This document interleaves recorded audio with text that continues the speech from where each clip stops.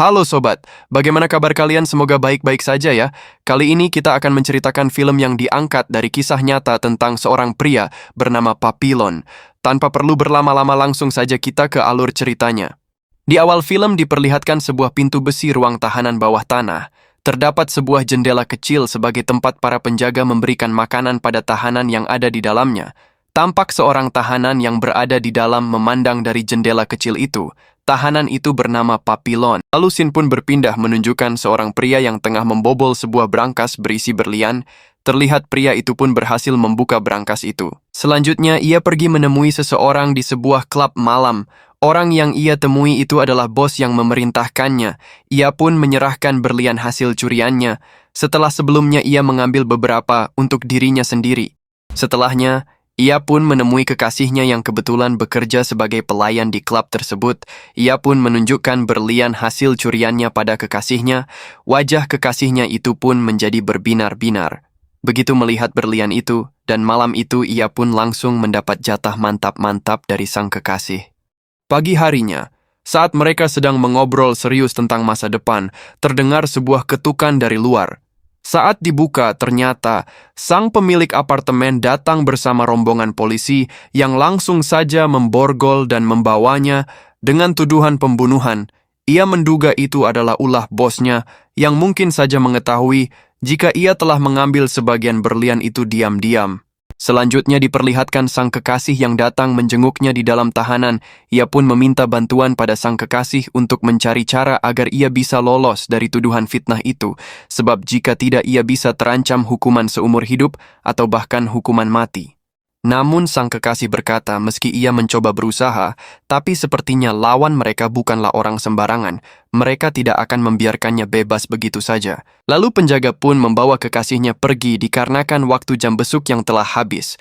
Dan itulah terakhir kalinya ia bertemu sang kekasih, karena selanjutnya ia benar-benar menjalani hukuman seumur hidup yang dijatuhkan padanya. Kini ia berada dalam ruangan dan menjalani semacam pemeriksaan kesehatan bersama tahanan lainnya. Tahanan dengan hukuman berat seperti mereka akan dibawa ke penjara yang berada di sebuah pulau terpencil. Dalam daftar nama-nama tahanan ia pun diberi nama Papillon, yang dalam bahasa Perancis berarti kupu-kupu. Itu dikarenakan ia memiliki tato berbentuk kupu-kupu di dadanya. Selanjutnya, mereka diperintahkan untuk berbaris di lapangan dan diberi seragam tahanan. Lalu mereka akan dibawa menuju kapal yang akan membawa mereka ke penjara di pulau terpencil yang akan menjadi rumah mereka sepanjang hidup. Beberapa dari tahanan itu mendapat salam perpisahan dari orang-orang terdekat mereka, seperti keluarga ataupun pacar, namun Papillon tidak memiliki siapapun yang mengucapkan salam perpisahan padanya, termasuk pacarnya. Di dalam kapal, mereka ditempatkan di kamar-kamar berjeruji. Poppy pun berkenalan dengan seorang tahanan bernama Louis. Louis adalah seorang pengedar uang palsu. Poppy menawarkan kerjasama dengan Louis. Poppy berkata, ia akan menjaga keselamatan Louis. Sebagai imbalannya, Louis akan mendanai usahanya untuk kabur dari tahanan. Di malam hari, saat semua tahanan beristirahat, seorang tahanan yang culun tewas di tangan tahanan yang berbadan seperti monster besar. Kejadian itu berlaku tepat di hadapan Louis. Si monster besar menekan rahang tahanan culun itu dengan tangannya yang segede tangan Kufra. Ternyata si monster besar berniat mencuri uang si culun, namun anehnya sebagian uang yang ia curi sengaja ia letakkan di lantai yang kemudian diambil oleh petugas. Kejadian malam itu membuat Louis yang juga berbadan kecil dan culun menjadi trauma dan parno. Louis yang awalnya tidak menanggapi tawaran Poppy, akhirnya mendekati Poppy dan berkata jika ia menerima kesepakatan yang ditawarkan Poppy. Di malam berikutnya, Poppy melihat si monster besar yang mencoba mendekat ke arah Louis. Poppy yang telah menjadi bodyguard Louis, dengan sigap mendekati si monster besar dan menghajarnya. Adu mekanik pun terjadi antara keduanya. Poppy yang berniat menghabisi si monster besar agar besok-besok tugasnya berkurang, namun aksinya gagal dikarenakan penjaga yang datang setelah mendengar terjadi keributan. Tahanan pun diperintahkan untuk membuka pakaian. Petugas mengecek tubuh siapa saja yang lebam, berarti dialah pelakunya. Dan ketika tiba pada Poppy, penjaga melihat tangan Poppy yang terluka sehabis menghajar si monster besar. Poppy pun dibawa untuk menjalani hukuman. Hingga tibalah saatnya mereka pun sampai di penjara pengasingan. Penjara ini benar-benar terisolasi, sehingga hampir mustahil jika ada tahanan yang bisa kabur dari penjara ini. Jika semisal ada tahanan yang berhasil lolos dari penjara pun, maka tahanan itu harus mengarungi lautan lepas yang mengelilingi pulau itu. Suasana penjara tampak sangat buruk dari luar, para tahanan terlihat sangat pucat, kurus dan tidak terawat, berbanding terbalik dengan kepala rutan yang tampak begitu gemuk, sehat, dan stylish. Para tahanan mendapat seragam baru, sementara kepala rutan memberi kata sambutan dan nasihat pada para tahanan yang baru tiba. Poppy dan Louis pun saling melirik sambil tersenyum sinis, seolah merasa muak dengan pidato kepala rutan yang sok bijak itu. Suasana di dalam rutan tampak tidak lebih baik dari luar, justru terlihat lebih buruk. Hanya terdapat satu ruangan terbuka yang sempit tanpa sekat, dan diisi puluhan tahanan. Bahkan toilet pun menyatu dengan ruangan itu, tanpa sekat apapun. Jadi jika ada tahanan yang BAB, maka tahanan lain pun akan mencium aromanya. Poppy mendekati salah satu tahanan yang terlihat seperti penguasa di kamar itu. Poppy menawarkan uang pada si preman kamar. Sebagai gantinya ia meminta kenyamanan untuk dirinya. Dan Louis, tampak si preman kamar itu sepakat. Louis pun mengambil uang dari brankasnya. Ternyata Louis menyimpan uangnya dengan cara menggulung uang itu menjadi gulungan-gulungan kecil dan menyimpannya di lubang bokongnya. Ia terinspirasi dari si culun yang kala itu tewas di tangan si monster besar ketika di kapal. Saat malam hari, kaki para tahanan dipasangi borgol agar mereka tidak kabur ataupun melakukan keributan. Di siang harinya, para tahanan diperintahkan untuk bekerja mengangkut batu. Louis yang bertubuh kecil hanya mengambil batu-batu yang lebih mirip kerikil, dan itu membuat beberapa tahanan kesal melihatnya. Namun mereka tak berani mengganggu Louis dikarenakan Poppy yang selalu siaga. Jika melihat siapa saja yang mencoba mengganggu Louis, Poppy benar-benar menjadi bodyguard yang profesional ya sobat. Di sore hari setelah jam kerja selesai, Louis memanfaatkan waktu itu untuk mencoret-coret di buku diarinya dengan tulisan maupun gambar-gambar. Hanya itu yang bisa ia lakukan untuk menghibur diri agar tetap berada dalam kewarasan. Sementara Poppy yang selalu siaga, setiap kali ada orang yang mencoba mengganggu Louis. Satu ketika seorang tahanan tertangkap basah saat ingin kabur. Tahanan itu pun dieksekusi di hadapan semua orang. Louis dan Poppy ditugaskan untuk mengubur tahanan yang baru dieksekusi itu. Louis yang melankolis, begitu trauma mendapati darah tahanan yang membasahi bajunya ketika mereka menggendong mayat tanpa kepala itu.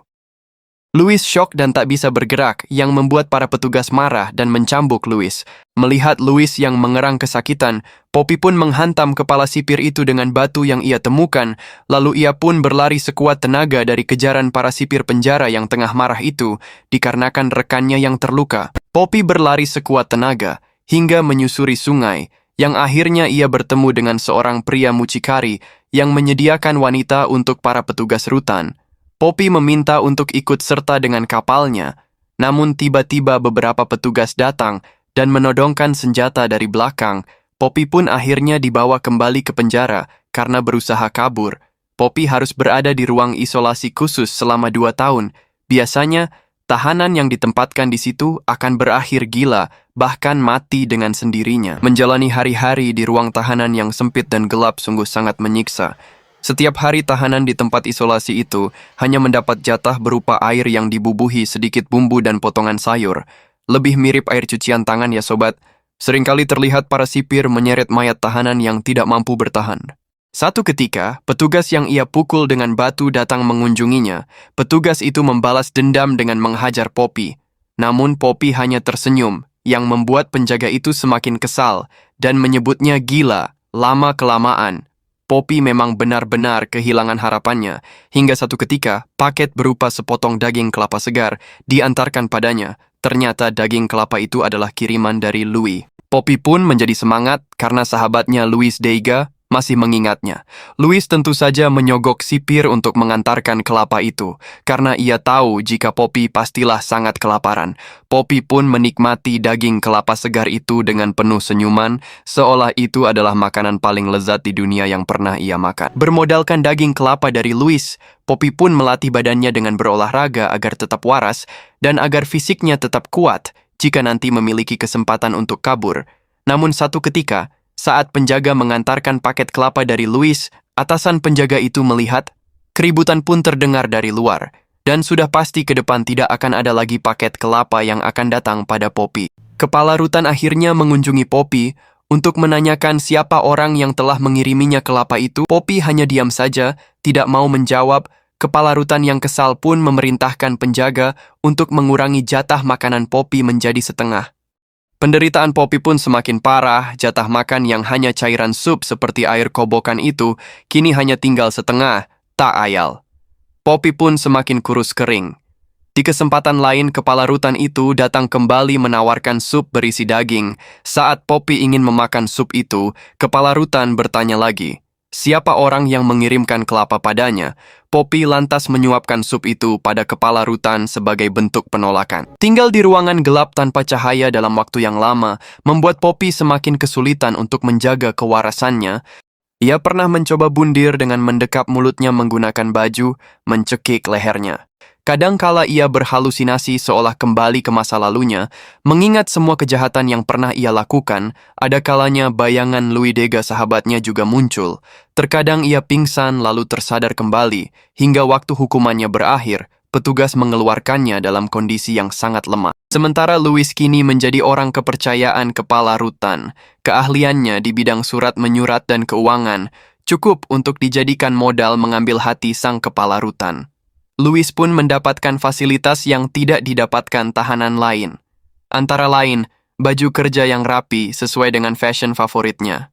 Ia juga tidak perlu bekerja mengangkut batu dan kayu lagi.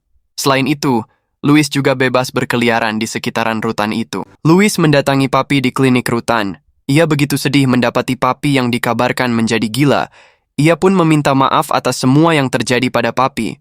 Ia juga sedih karena tidak bisa membantu Papi. Namun tak disangka ternyata Papi hanya berpura-pura gila agar ia lebih leluasa mencari cara untuk kabur dari penjara itu dan agar ia tidak perlu bekerja mengangkut batu dan kayu. Papi pun berpura-pura menyerang Louis dan berpura-pura takut pada semua orang agar akting gilanya semakin meyakinkan. Itu juga mereka lakukan untuk mendapatkan obat penenang dari dokter. Setiap kali dokter memberi obat penenang, Papi berpura-pura meminumnya. Lalu setelahnya ia mengumpulkan obat penenang itu. Lalu ia serahkan pada Louis. Rencananya Louis akan memasukkan obat penenang itu ke dalam minuman para sipir. Papi dan Louis, dibantu 2 tahanan lainnya, berencana kabur saat acara malam hiburan di rutan itu.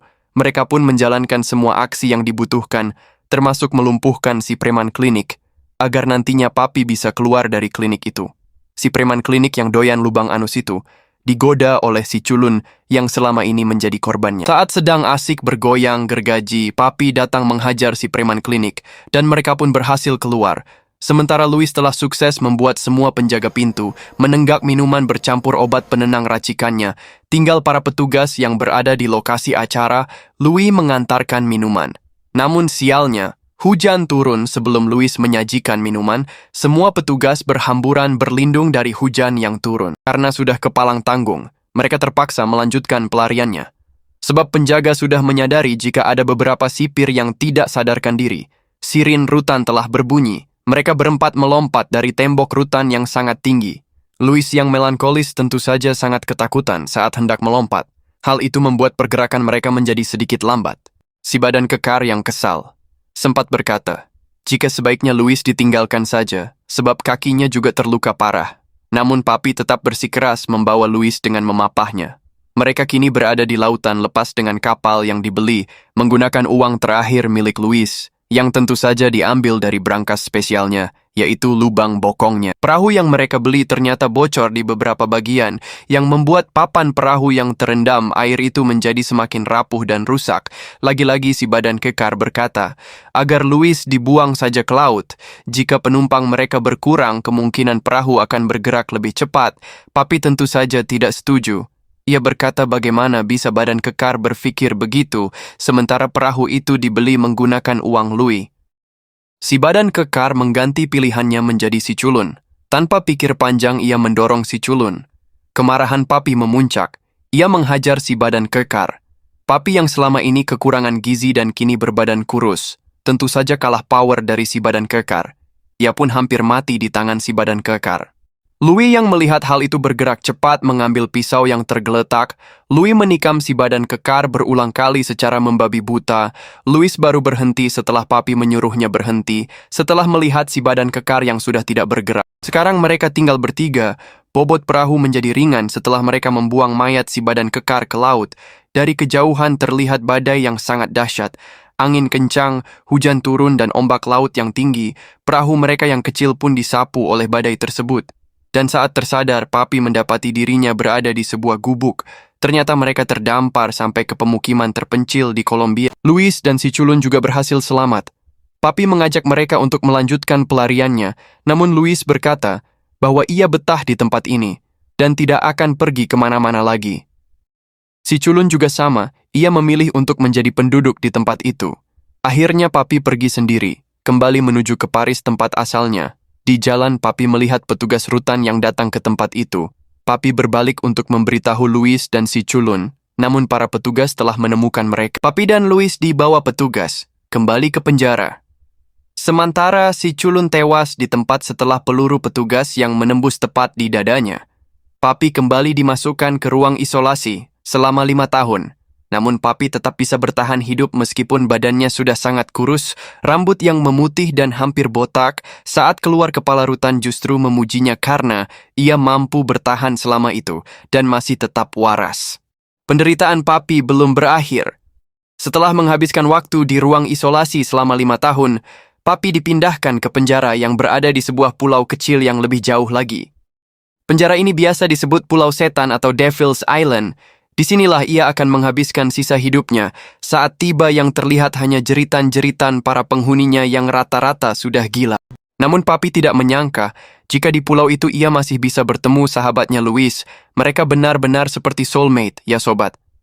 Meski penampilan Luis yang sudah jauh dari karakternya yang selalu stylish, namun Luis masih tetap bertahan dengan kewarasannya. Luis juga meminta pada Papi untuk mencoba menerima dan beradaptasi dengan tempat tinggal mereka sekarang, karena tidak ada pilihan lain sebab tidak ada jalan keluar dari pulau ini. Namun Papi yang anti kata menyerah sebelum titik darah penghabisan akan selalu berpikir dan mencari cara untuk tetap pada misi kaburnya. Saat melihat gambar perahu buatan Luis, Papi terfikir akan membuat perahu. Akhirnya Papi menemukan ide untuk membuat perahu dari tumpukan buah kelapa. Ia pun mengatakan idenya pada Luis. Mereka pun mencoba melemparkan buah kelapa ke laut. Dan ternyata buah kelapa itu benar-benar mengapung.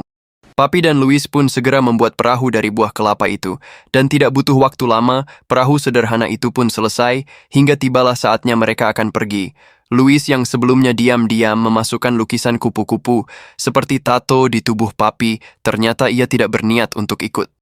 Luis berkata ia tidak lagi memiliki alasan untuk kembali ke Prancis setelah semua yang telah ia lakukan, namun ia sangat senang jika Papi sahabatnya bisa keluar dari pulau itu. Itulah kali terakhir kedua sahabat itu bersama. Setelah bertahun-tahun Papi dan Luis mengalami berbagai hal bersama-sama selama di penjara, Papi pun terombang-ambing di lautan lepas dengan perahu kelapa sederhana itu. Mereka pun membuat momen perpisahan mereka dengan kebahagiaan. Hingga berselang 20 tahun kemudian, Papi yang masih buron memberanikan diri datang ke Prancis untuk menemui seorang penulis. Papi selama ini tinggal di Venezuela dan telah menikah. Istrinya memaksanya untuk membagikan kisahnya kepada penulis tersebut. Penulis itu begitu terkejut mengetahui jika orang yang dihadapannya adalah orang dalam kisah itu. Di akhir film diperlihatkan video asli dari para tahanan di penjara itu. Diperkirakan ada sekitar 80.000 tahanan yang ditahan di penjara pulau itu. Novel yang menceritakan kisah Papillon laku keras di Prancis dan terjual hingga 13 juta kopi. Novel itu juga telah diterjemahkan ke dalam 30 bahasa. Departemen Kehakiman Prancis akhirnya memutuskan untuk mencabut tuduhan pada Papillon yang sebenarnya bernama asli Henri Charrière agar ia bisa kembali ke negaranya. Oke sobat, demikian alur cerita film kita kali ini. Terima kasih buat kalian yang sudah menonton hingga di menit ini. Mohon maaf jika ada kesalahan kata dan sampai jumpa di konten kita selanjutnya. Wassalamualaikum warahmatullahi wabarakatuh.